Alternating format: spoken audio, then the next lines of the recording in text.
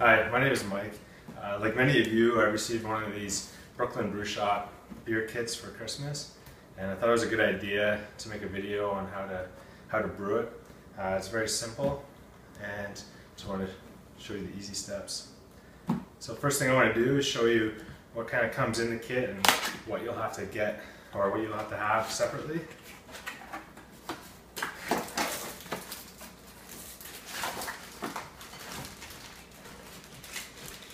So basically, they just give you a sanitizer packet to help sanitize the equipment, an airlock for fermentation,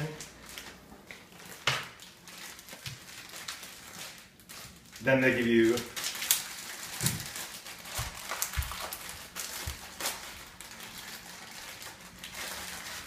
some brewing yeast, some Columbus hops, and some Chinook hops.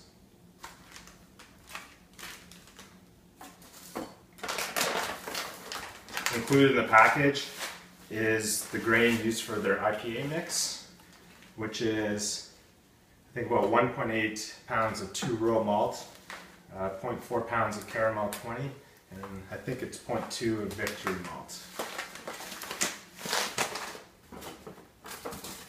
Then they give you a siphoning hose and vacuum cane.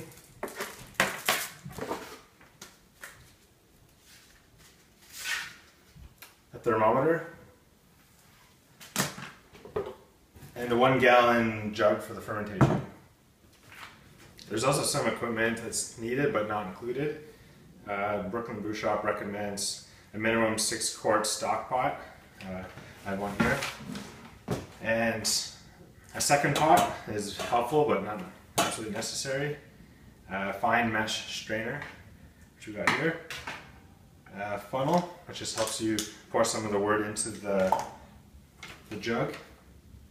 And basically, although they give you thermometers, I like to use a digital thermometer. It gives you a much easier read and a lot quicker, so you don't have to hold the thermometer there for a long time. And some other items that you need, but you won't need it until about 2 weeks after fermentation, are about 10 bottles to bottle your beer, and some honey. But we'll show you that once we bottle. So now, following the instructions, we're going to do the mash. Basically, the mash is where you're actually brewing the grains, converting the starches to sugars. The method, we're going to basically follow exactly what the instructions give us, just to give you a good idea of how these kits turn out. So basically, the first thing I did was put 2.5 quarts of regular tap water into the stock pot, and now the instructions tell us to bring it up to 160 degrees Fahrenheit. The reason for that is when you add the grain, it's going to cool the water a bit, and you want to get it into a desired, what they call, mash temperature of around 150 to 152 degrees per the instructions. So now we've reached 160 degrees, so we'll now mash in the grains.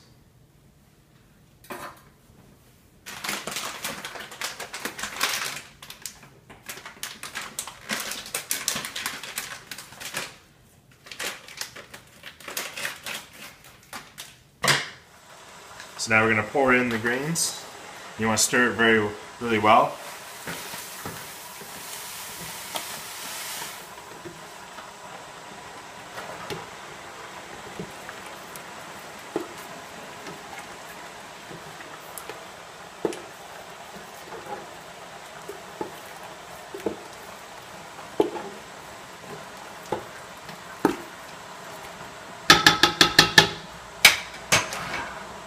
Now you want to check the temperature, make sure we're in the appropriate range.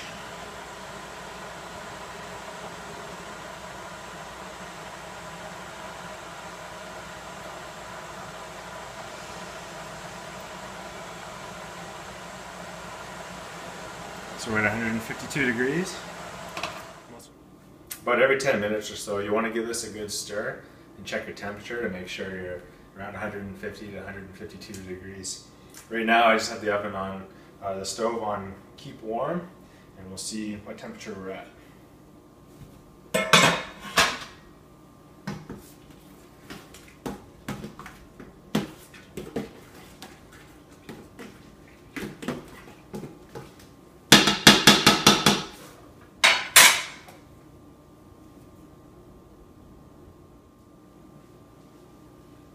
So we're at 150, so that's a good temperature. So now let this sit for another 10 minutes and see what temperature it's at. In the meantime, whenever you're making home brew, you have to be drinking home brew. So I have a Hefeweizen, an all-grain Hefeweizen we made a couple months ago.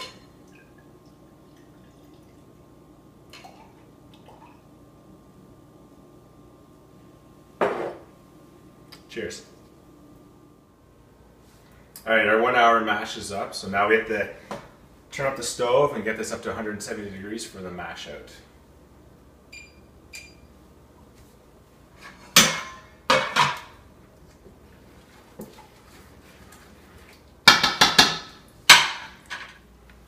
Alright, our mash has reached 170 degrees, so now we'll strain it. I've got another pot just to make it a little easier. You can put your strainer in the pot and just pour it in.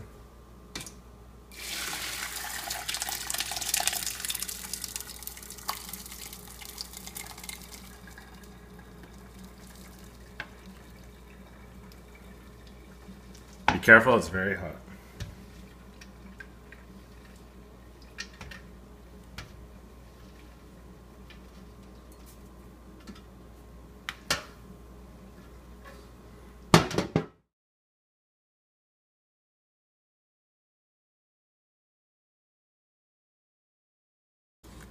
So now we're going to do the sparge.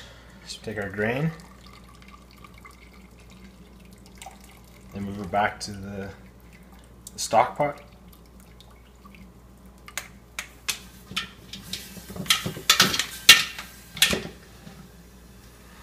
And our sparge water is up to 170 degrees now.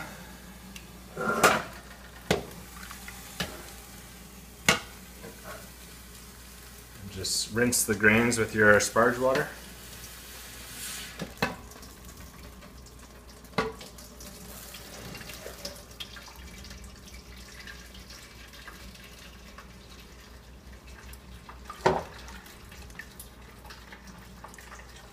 And just keep doing this until all your sparge water has been used up.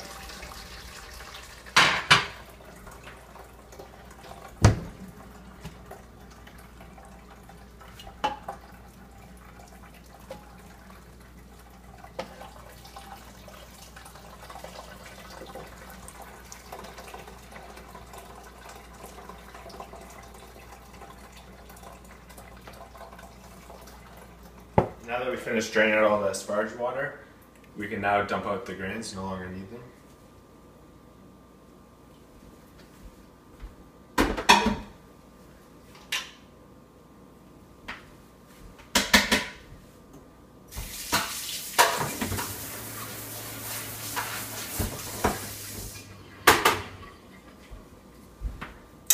Now you can see we still have a lot of grains left in here, so I'm going to try and strain it again to try and get all the grains out.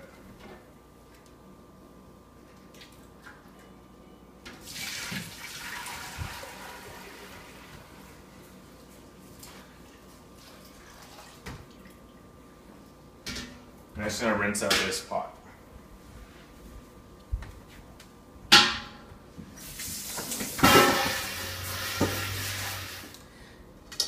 Now we're going to put all the wort back into the main kettle for the boil. We'll strain it one more time, just to make sure we get all the grains out.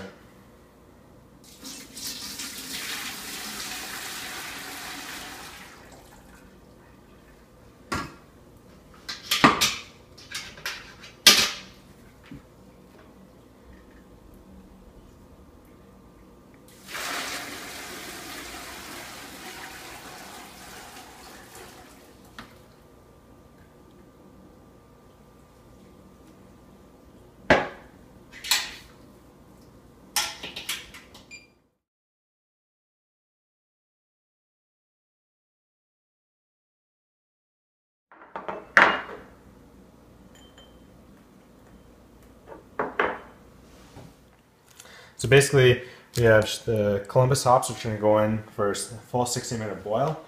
We divided up the Chinook hops into 5 equal portions or pretty much 5 equal portions. They'll go in at 45 minutes, 30 minutes, 15 minutes, 5 minutes, and then the last one at flame out. Now once you have a rolling boil like this, you can, per recipe, you can add your first addition. It's the Columbus hops for 60 minutes. These are your bittering hops.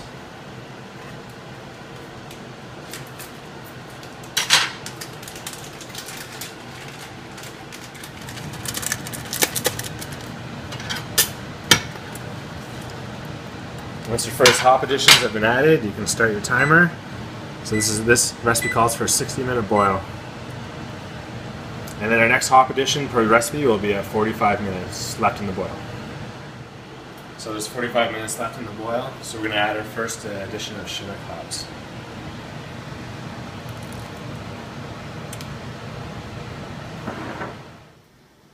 Alright, now that our 60 minutes up, we can add our flame out addition hops, and this is our last hop, so you can turn off the heat. Put the hops in. Now you can just let it sit for about a minute or two, and then we'll make an ice bath to cool down the wort.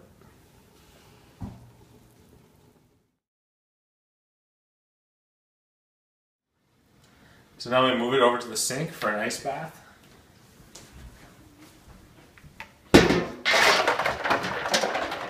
So basically what we're doing is we're trying to get this down to 70 degrees Fahrenheit, so it's cool enough to pitch the yeast. It's very important at any stage going forward now, anything that touches the wort has to be fully sanitized. So now I'll show you how to sanitize all your equipment. So here we're going to make the sanitizer make sure all our equipment is sanitized for the fermentation. So in the kit they give you a packet of sanitizer. It's a non-rinse sanitizer, which is nice. You don't have to rinse off your equipment after you use it. The packet they give you is good for 2 gallons of sanitizer. So basically what we're going to do today is use half the packet with a gallon of water. We're going to sanitize all our equipment for fermentation. We're going to save the second half for bottling day to sanitize all of our bottling equipment.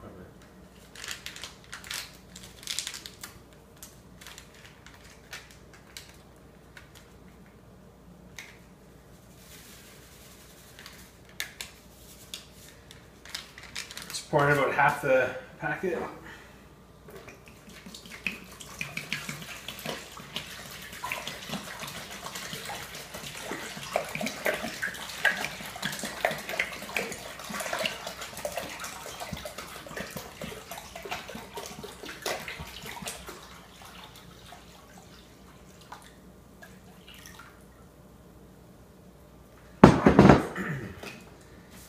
So basically, everything that comes in contact with any of the beer wort now is what you want to have sanitized. So we'll start sanitizing the funnel.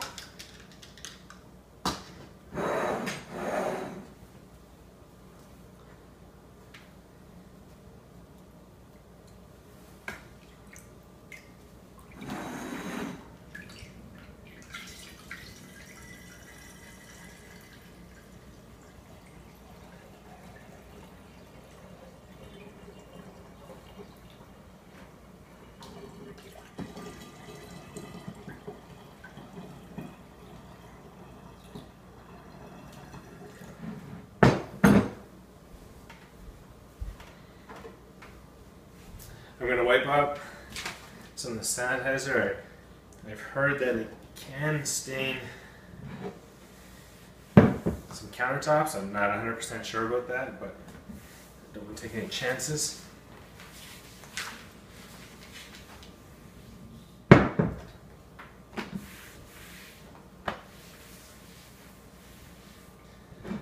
Now what you want to do is put all your equipment that you're going to be using into the sanitizer. So I put basically the hose in, the airlock, the thermometer,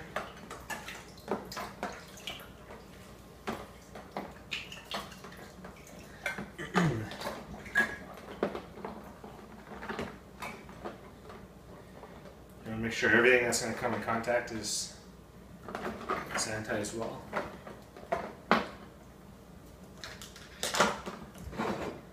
Give the bottle a shake.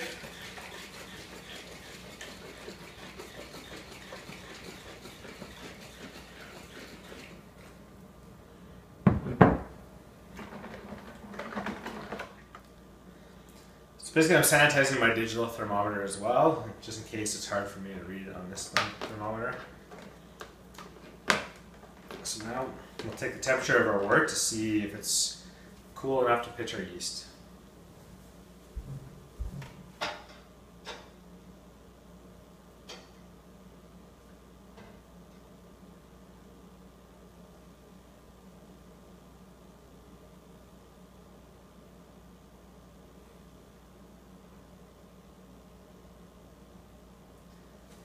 I think it looks good. I'm just going to take a double check with the digital thermometer.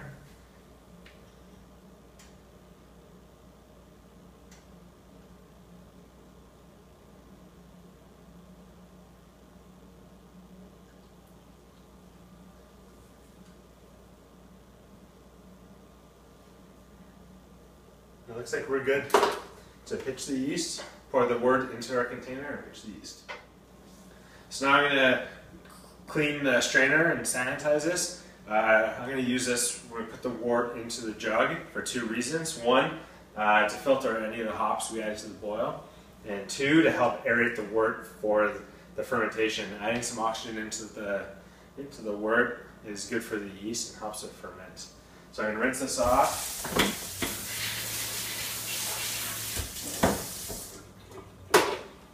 We want to sanitize this.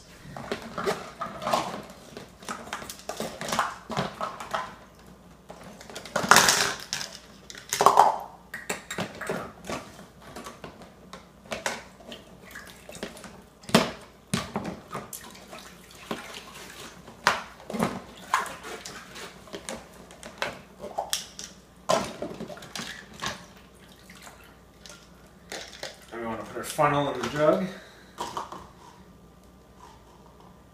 Come back and dump the wort in.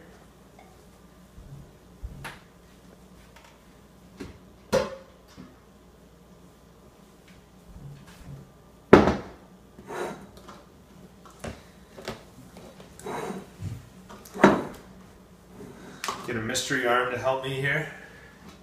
Now I gotta be very careful just to kind of pour it in the jug into the funnel.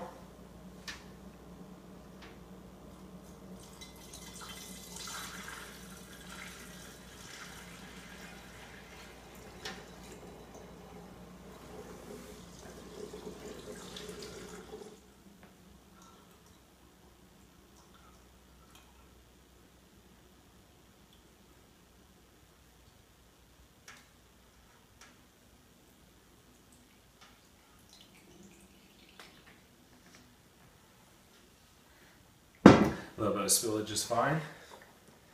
Basically, you can just get all as much wort as you can. It looks like we're right on 1 gallon. If you're a little short, it's not a big deal. You can just go to the tap and fill up to the 1 gallon mark. So now we're going to add the yeast.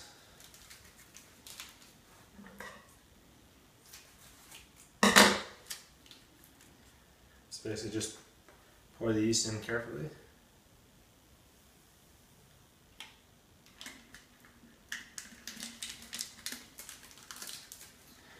The instructions tell you to sanitize your hand and to shake the bottle with the yeast in it. So, sanitize my hand.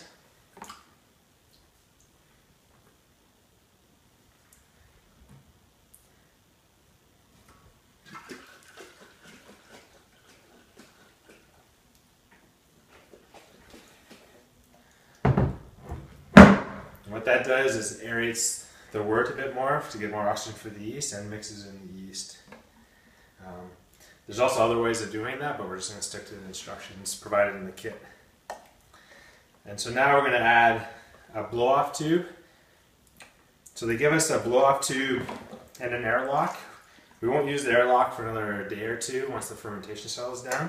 So we're going to first install the blow-off tube.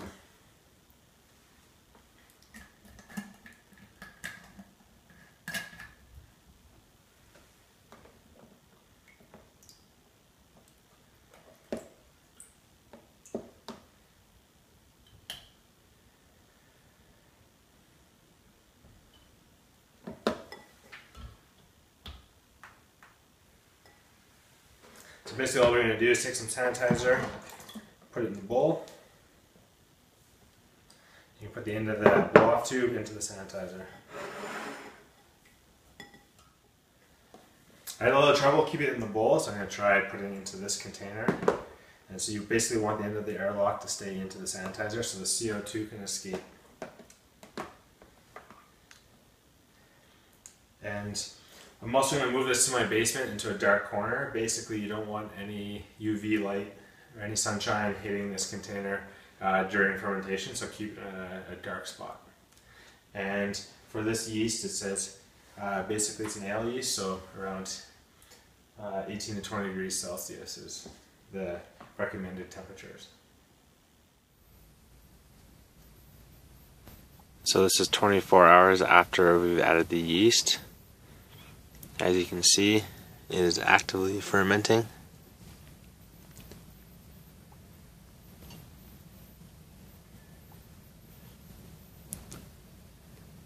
You can see the CO2 coming out of the tube.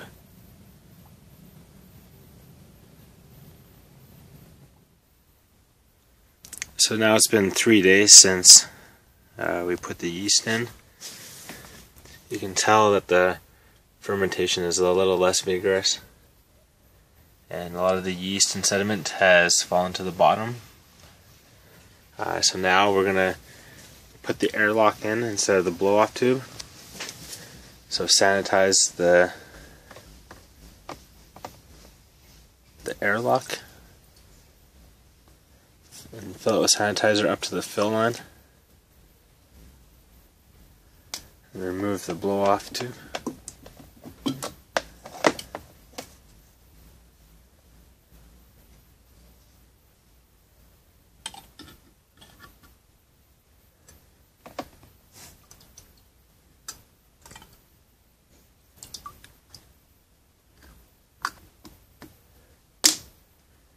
And that's all you do. And then after 2 weeks, we will bottle it. It's been 2 weeks since we brewed the IPA, and now it's time to bottle. So I've brought it upstairs, getting ready to bottle. In the meantime, I've got myself some bottles to use for the bottling and some bottle caps. I also have a capper to put the caps onto the bottles. If you don't have a capper or don't want to buy one, you can just use any plastic bottle with a screw cap. That works as well. I've also made up the other batch of the sanitizer. I didn't show that again because that takes a bit of time, and you can watch the other video where I explain it a bit more in depth. Basically, you want to make sure everything is sanitized before it touches the beer. Also, to help the beer carbonate, you need to have some sugar for the conditioning. So the recipe, it says to use 3 tablespoons of honey. So I just used some cheap honey that I have in the cupboard, and I've set it aside. So I brought a half cup of water up to a boil, and now I'm going to add the honey.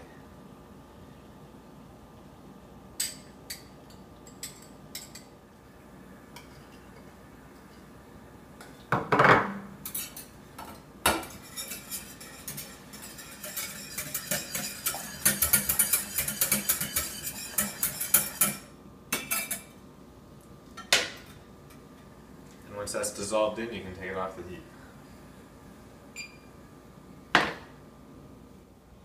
So now we need a pot to bottle from and to mix the solution in. So what I've done is I've had this pot, I boiled some water in it, I've dumped out the water, it's kind of cooled down now, so it's sterile. And now I'm going to put the honey mixture into the pot.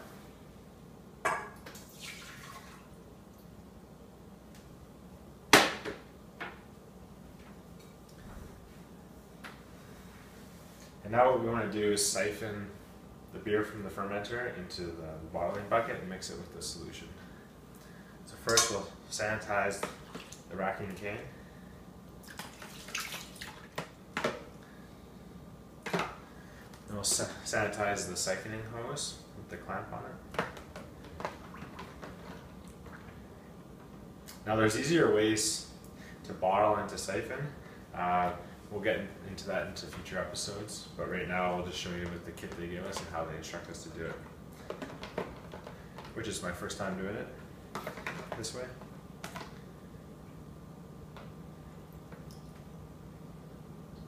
So basically you want to make sure there's some sanitizer in the tube.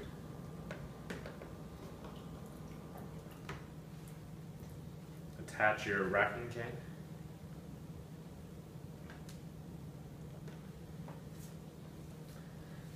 Now we want to screw off the top of the fermenter.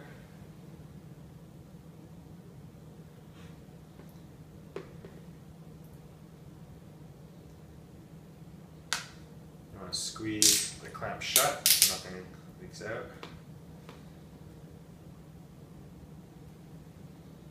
Put the racking can in, so it's just above the yeast bed.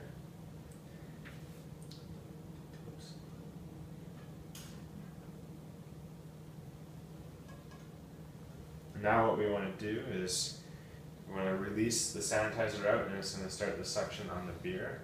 Put the sanitizer in here, and then we'll transfer it to the pot once the beer is coming out. So once you have the beer come down your tube, I've closed the clamp so it stops it from coming out. And to be honest, it's taken me a couple of tries to get this to work. It's a little difficult for me. So now that I've got it, I'm going to put it into the container, into the pot with the honey, and open up the clamp and mix it.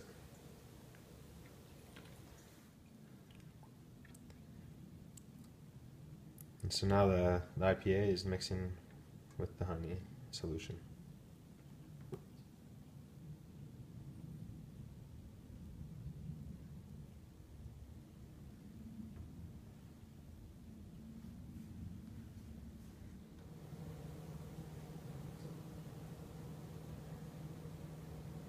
So I've tilted the jug.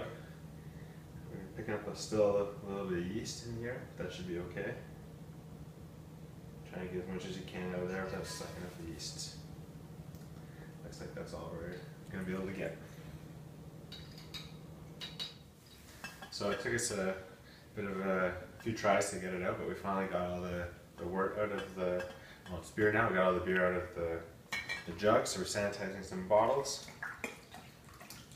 I'm going to siphon in the solution, the beer into the bottles. Took us a couple tries. We realized we had to put the pot higher up in order for the flow to get going better.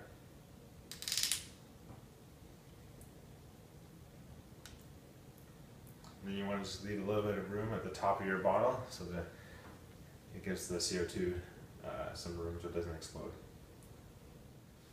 So we finished filling up our bottles, so now it's time to cap it. As you can see, we have approximately 8 beers worth of beer. So the kit is a gallon, which is, a gallon would equal about 10 beers, but you notice that we had about a couple inches of yeast left in the jug, and so that takes up a little bit of room. So I'm happy with this yield, and I put the bottle caps in the sanitizer. So I'll take the first bottle. I also put some sanitizer in a spray bottle. It's very convenient on brew day, so you can just kind of spray the top quickly. Put the cap on.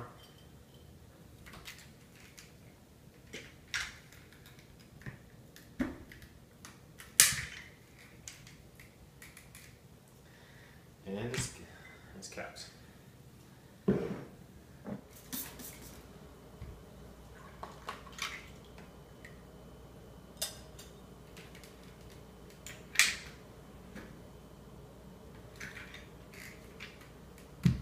Alright, so we've capped all of our bottles. So now we just store these in a dark place for 2 weeks, and they'll be ready to drink and fully carbonated.